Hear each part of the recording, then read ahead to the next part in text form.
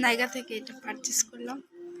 দেখো ওপেন করছি, সবার সাথে আজকে শেয়ার করলাম।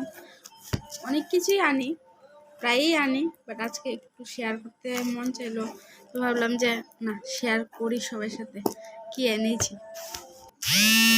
দেখো পারচেস করলাম,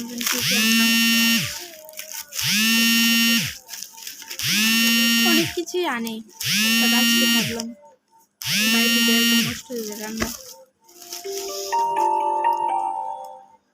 বায়োটিকের পাপায়া ট্যান রিমুভাল একটা ক্রিম আনলাম, আর বাদ বাকি তো আছেই।